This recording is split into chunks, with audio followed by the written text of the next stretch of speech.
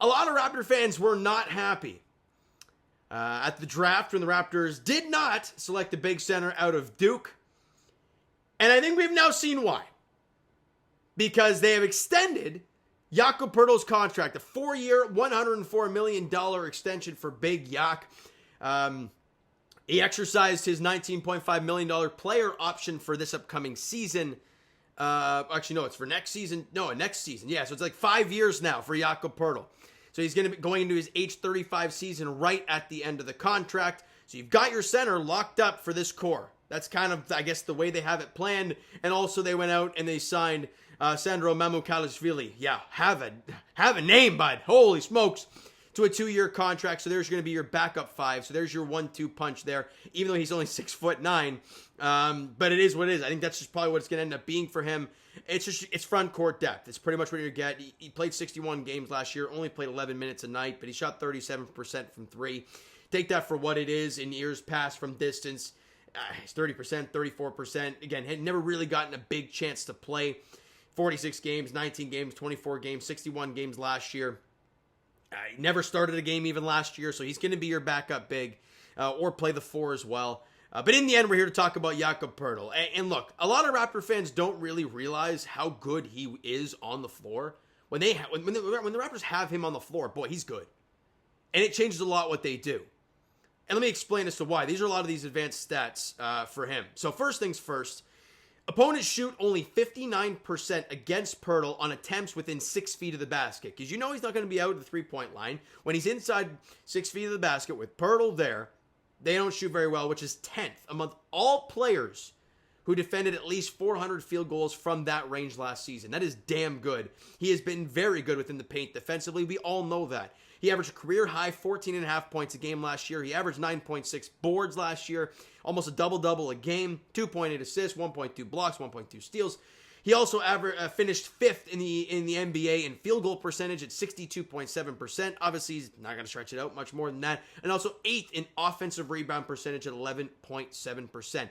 He is damn good on the floor for this team. The pick-and-roll offense as well with the little floater. He's a great screener. Does a lot of the small things really well. And Raptor fans have gotten used to it. We talked about it, I think it was a couple of years ago, when the Raptors were clearly tanking. But he came out of the game. I think he didn't end the season on the team. He missed like the last 15, 20 games. And the team was actually pathetic to watch after that. And you really realized not having Jakob on the floor what damage it was. And now they did not look good whatsoever. Now, do you like Jakob Poeltl? I mean, I love a guy at the 5 that can shoot 3 a little bit. But that's just not his game. And clearly, this is the move that they wanted to make. Do I agree with the move? Look, I want to see them play first. I'm not going to say great move, bad move. Look, you locked your center up, who doesn't hurt you. Like, let's be honest. He doesn't hurt the Raptors. What did he shoot free throw-wise last year? Yeah, almost 70% from the free throw line, 67.4%. So, again, he did not hurt you there whatsoever. And it was significant. I think it was easily his career high in percentage, right? It wasn't even close. His next career high before that was, 60% smack on the button, or 60.5% in 22-23, in only half of a season, by the way, with the San Antonio Spurs. So that's just kind of what Jakob does. He shoots the free throws at a good rate this past season. If he can continue that and average around the same numbers and just the efficiency level, it's all you're asking for.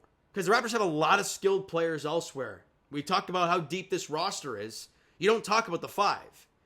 Because you know Jakob's going to be there. We can talk about all these other guys playing the 5, whatnot, stretch 5.